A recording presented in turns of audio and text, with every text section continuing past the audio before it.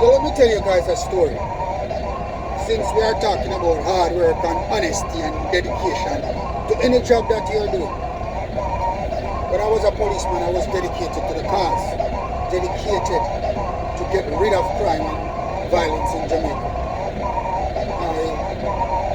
I believe I put in too much at the end of the day because I did not get any reward. I'm not talking about salary.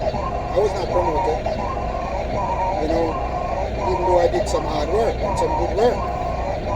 But let me tell you, so one day I was on the street in the company of a civilian. I was doing a spot of bodyguard work. But the person I was bodyguarding, and he was also a licensed firearm holder. So we were driving up Constant Spring Road. I think it's done, Robbie. So we go Washington Boulevard, heading towards Constant Spring Road. And while we were in his private vehicle, the guy I was bodyguarding, I observed a robbery taking place right in front of our eyes. I said to the civilian, no, I have to stop this. So they said, go ahead.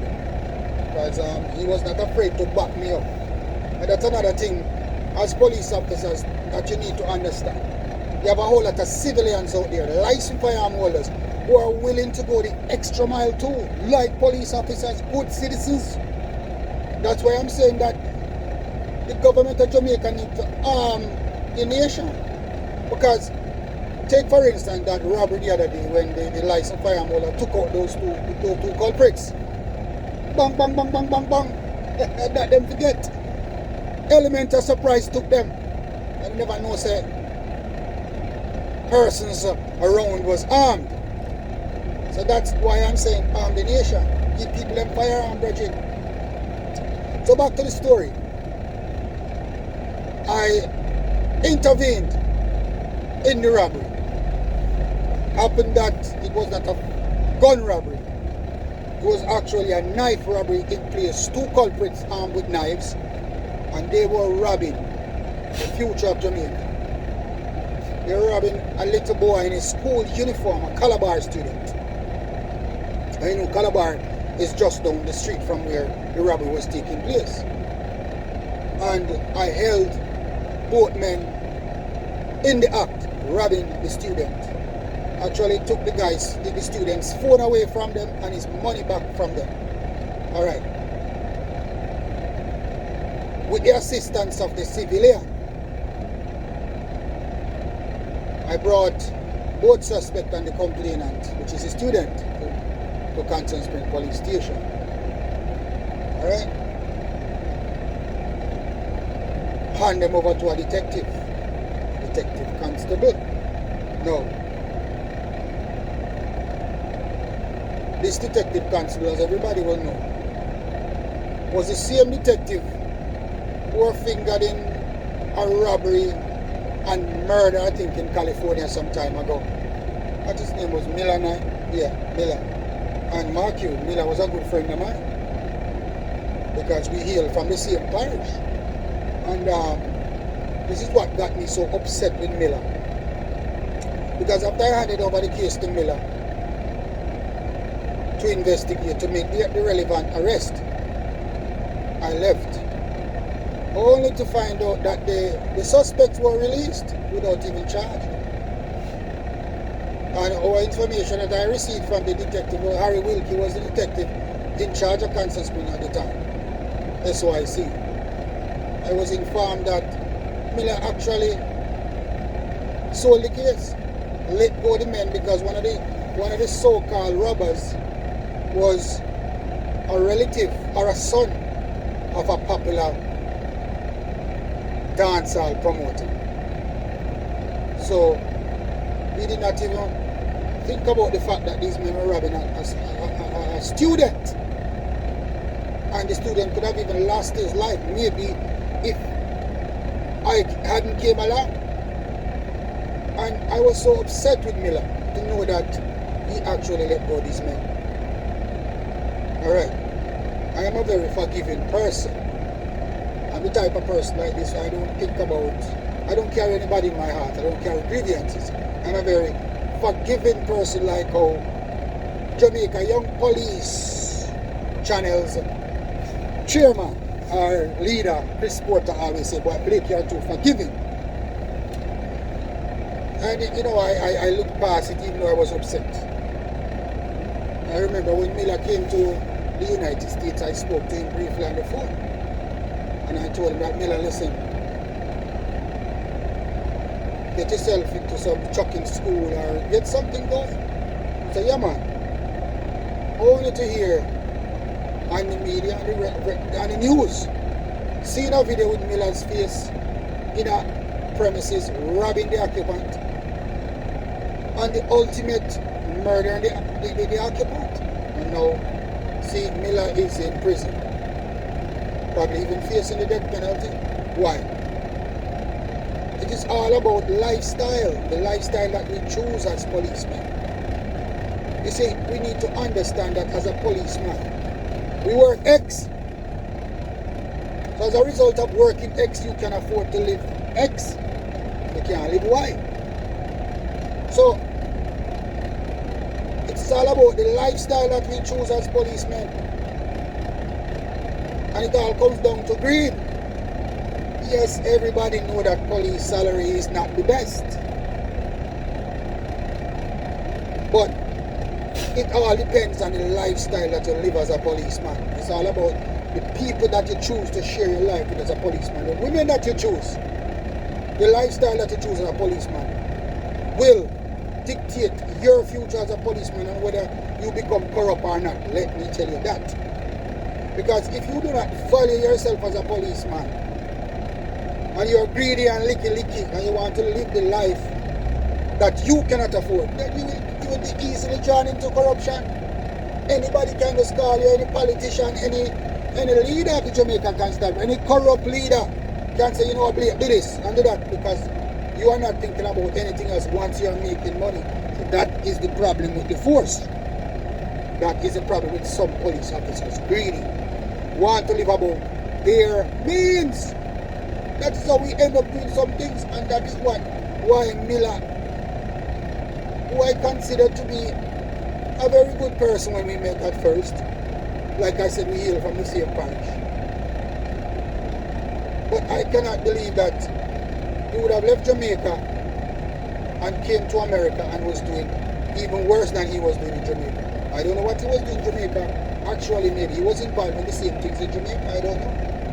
But I will not expound on that any further. But I am just saying that I was upset the way he did the investigation, the way he sold my case. It wasn't even my case, it was how he sold the case of two men robbing a student. And that same behavior is what led Miller to America to embark upon the kind of operations that he was carrying out. So police officers, I'm telling you, brethren, live within your means. We know that the organization does not care about your family life, does not care whether your children's school fees are paid, whether you have good health insurance policies for your children. Because the health insurance policies that the government give to police officers can't do nothing. When your child need a test class and you send him to the optician, trust me, the optic is finished on that one child. So therefore, you will have to dip into pocket for the rest of your kids. So we as policemen need to find women, I am also guilty of that, find women who at least can share your responsibilities half and half. Because listen, me tell you, one hand can't clap, see there. See two there now. So get a partner who can clap, who can be your left hand or your right hand. Choose whatever you want. You want it on the right or your partner on the left. Choose that.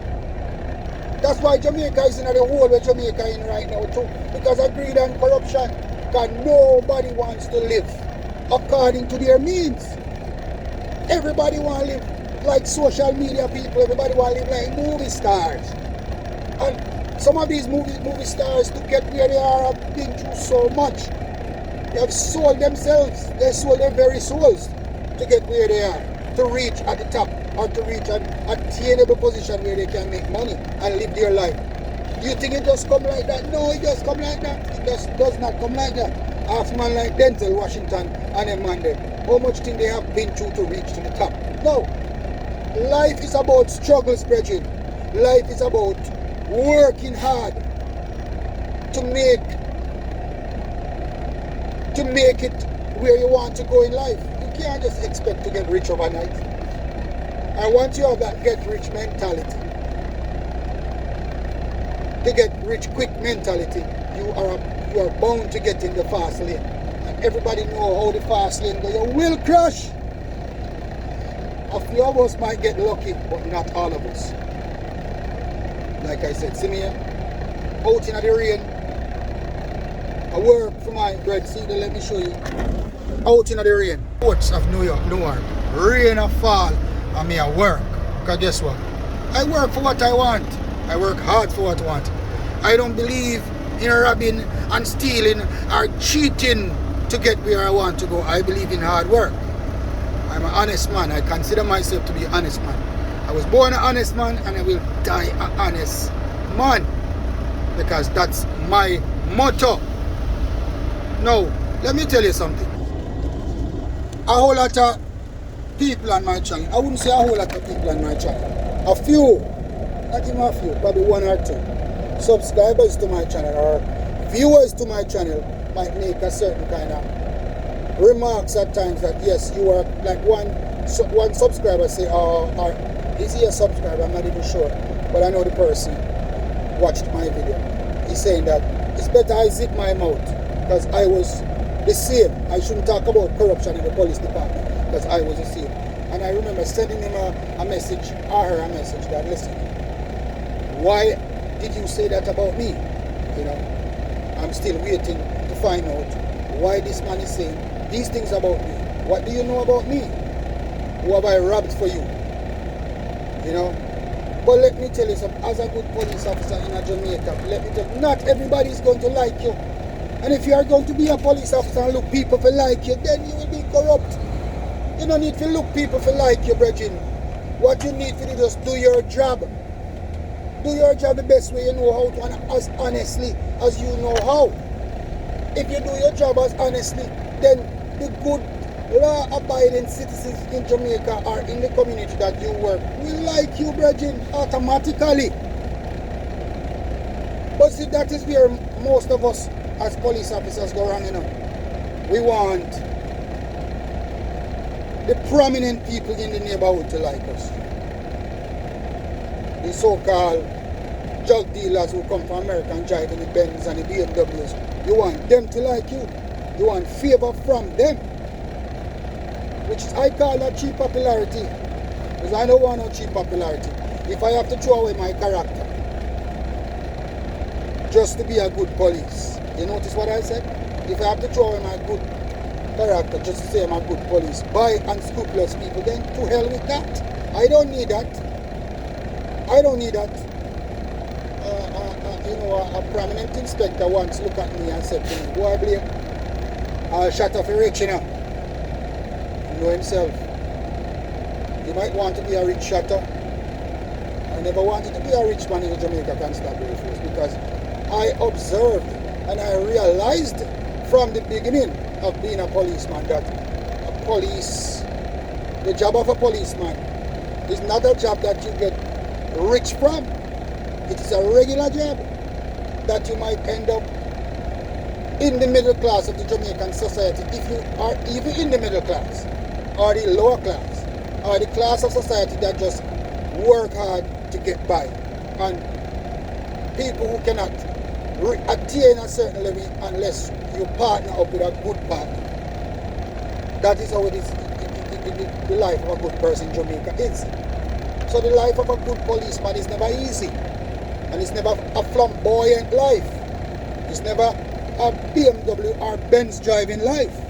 It's never a big house life. It's a simple house life. And we need to understand that as good police officers, the struggle is real. The ones who don't understand that, those are the ones who get themselves involved in corruptions or allow themselves to be corrupted because they are greedy and they want to live amongst their means. Police, live according to your means, brethren. Stay away from corruption. Stay away from these rich people who tend on just corrupting the force. Stay away from the superintendents and the inspectors and the whatever rank them be, who wants to corrupt you, who wants to lead you down a trail of corruption, a trail of murder, a trail of robbery and all these things. Because we know in the force that I say run, you have a senior man who is in charge of a team of police who are doing nothing but nefarious activities. And I am sure that came out in a whole lot of cases that police officers were charged for murder, robbery, amongst other things. Charged for even scamming. Look at that policewoman who was charged for carrying up drugs to America. She was a drug mule. And you have a whole lot of more police officers like that who are drug mules. Because guess what? They are not compatible with their station in life. They want to be rich. So they tend to do nefarious things in order to get rich. So they are led astray by money. And that is how corruption breeds in the Jamaica Constabulary Force. And some of these senior officers, them have the link, you know. And them have the link. And then employ or recruit the little man, the little constable, the little corporal, the little sergeant, or the inspector to carry out their biddings. That is how it goes. You know what I mean? From time to time, investigation have revealed in the force that senior officers are heads of organized crime gangs in the police department. Their names are not called. Most of these times, their names will not be called. If it was a corporal or a sergeant or a constable, the name would have been called. But once it's a senior officer, no names will be called, brother. The story goes, they would even mention a senior officer's involvement, but the name will not be called. I can remember a situation where some constables were charged one time because what they were doing, like Christopher Porter says, they were extorting people coming from America, talking about the people who come from America who are known drug dealers then, are suspected to be known drug dealers, were coming in the country to spend time and they had to pay to come. Christopher Porter is correct because that is happening for real.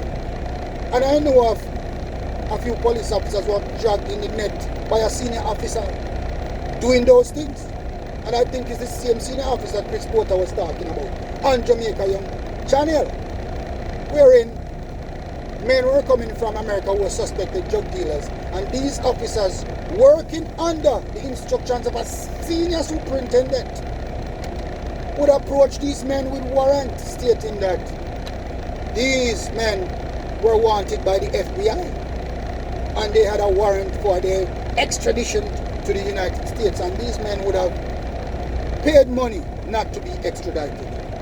But this case in particular, where the man who they were trying to draw the extortion racket on was friends with a commissioner of police, and the man struck a deal with the officers, but double-crossed them by reporting the incident to the commissioner of police, which was his friend. And as a result, a sting was set up and these men were arrested and placed in the halfway tree lockups. These police officers were arrested for the scheme. But the senior superintendent, who was the head of the whole scheme, his name was not mentioned, only that a senior officer was involved. And everybody knew who that man is. That senior superintendent was. That youngster senior superintendent was. Everybody knew that in the force. His name was not called. Because guess what? People don't even want to call that man name because you might lose your life. So, when people see my videos sometimes, one subscriber said to me, "You're not calling any names." You think I saw me I'm calling them? I have families in Jamaica. I live in America where I'm safe. I consider myself to be safe. But what about my family in Jamaica? I am not going to sentence my family to death by calling people names sometimes. No, I will not. And if you want to unsubscribe from my channel because I feel to call some people names, then fine. Because I am not going to put my family in Jamaica at risk. Not because I am safe. So I want you people to understand. I will try to open your eyes as much as possible by giving you scenarios and about my experiences and things that I know. But I will not go to the level by calling some people's name and cause my families in Jamaica to be killed. No, because these police officers will stop at nothing. They will murder your whole entire family. May I tell you that? Since I start doing my channel and talking about certain things on my channel, I have gotten threat reports. Police officers have told me, Blake, don't come back to Jamaica, because I have overheard other police officers say, I dead the boy if he dead, including senior officers. So people, let me tell you something. Anytime I go to Jamaica, and if I am attacked in Jamaica, and they have succeeded to murder me in Jamaica, it's not just the work of common boy, but it will be the work of senior officers in politics and senior officers in the Jamaica Constabulary Force that wants me dead. I am telling you that. I'm not going to stay away from Jamaica. I am going to go to Jamaica. They can come. But anybody who you send come kill me, remember, at least one or two of them me I go take out by myself too. Because I am not afraid of anybody. You understand? So I said thanks to the police officers who have given me that warning to say, be careful, because they are looking out for you.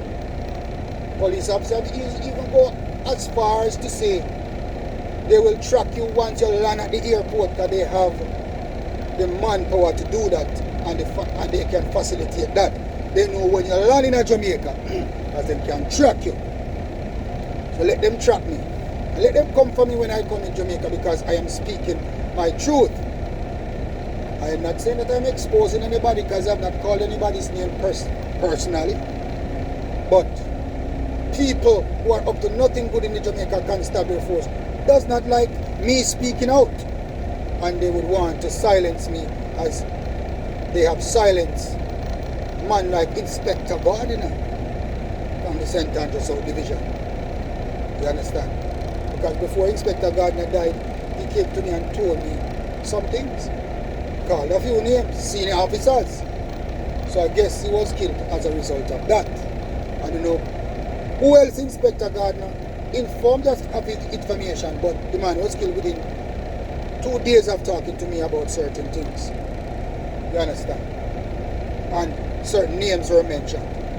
You understand? But to my subscribers who are listening and taking part in the discussion about crime in Jamaica and corruption in the Jamaica Constabulary Force, as also corruption in government, I know that you understand the levels to this thing. And you know where I'm coming from. You see, they put a video that I did and load something and try to discredit me. And more discredits will come. Because they do not like that people are listening to my story. They do not like that I am exposing certain things that are happening in Jamaica. And I'm exposing these things based off of my experience, my friends. Based off knowledge and my experience as an experienced detective. You would have seen certain things done around you. And you would have seen certain corruption that you cannot do anything about. But if you go to the internal affairs and you speak to them about this officer and you call that name, trust me, you might end up dead. Because soon as you left him office, a matter of fact, you're not even left yet, a phone call will be made to the senior officer that, Blake, come send this to me now. The boy if he dead. I am telling you that. So you have a whole lot of good police officers who want to expose what is going on in Jamaica Constabulary Force while they are serving, but they cannot because of fear for the lives of themselves and their families. So I want you to understand this, my subscribers, my loyal subscribers, my friends. I do not only have friends, I have enemies. You understand? But if you know your enemies, sometimes it's better. But know your friends is way better than knowing your enemies, because a man who you might think is your friend as a police officer might be the one to sell you out. Remember, I spoke to a police in relation to one of my videos, and all he was asking, when you're coming to Jamaica? And first question I'm asking myself, why this man just want to know when I'm coming to Jamaica? Why? Understand? So, between me and Christopher Porter of the Young Police Channel, we have to be very careful when we come to Jamaica. Because our lives are no doubt at risk. And I have been told on more than one occasion that my life is at risk. My family cancelled my ticket the last time I was coming to Jamaica, fearing that I would be killed when I come to Jamaica. I listened, they cancelled the ticket, even though I wanted to come. And my family member even said to me that whenever you book the ticket, I am going to cancel it again. So that is the reason I have not been to Jamaica. Because I have business to handle in Jamaica. Business with the Jamaica Constabulary Force. Business with the admin department who have cheated me out of my pension and cheated me out of all the back money I'm supposed to get. Still have not got any payment from the Ministry of National Security, the Jamaica Constabulary Force. Some people might say I'm a road cop, or why you're talking now. Legend, is that a rhetorical question? Why am I talking now? Any police officer serving member of the Jamaica Constabulary Force who comes forward and talk, living in Jamaica and still serving, career done, life done. Understand that. And don't tell me you don't understand that chemistry. You understand that math. I know you do. So why ask that rhetorical question? That is all I am saying. I have more to say, but guess what? This video will get too long. And I am on the job, working for honest bread. Advice to all police and even citizens in Jamaica. Work for the honest bread, man. Stop gravitating to the fast lane, because it would only cost your lives and the lives of your family. Still upon it, in traffic, in the ports, in the rain, still I work hard. Now stop work hard, because that is my only way out. Not through corruption. I don't believe in the fast lane. I could have been in the fast lane. I could have made money by selling cases and do all other things in the Jamaica Constabulary Force. But I refuse from doing same, and I still refuse from doing same. All I did. So until I talk to you again, keep the faith. If you are in Jamaica, keep safe. It's Christmas is coming. Do not travel with excess amount of money. Travel with cards. Do not travel with a whole lot of jewelries. Keep your car window wide up. Do not drive to certain places, even if there is traffic. Keep safe. My subscribers who are living in Jamaica, keep safe. My subscribers who are living in America and who want to go to Jamaica for the holidays, please be very careful. Trust not your own.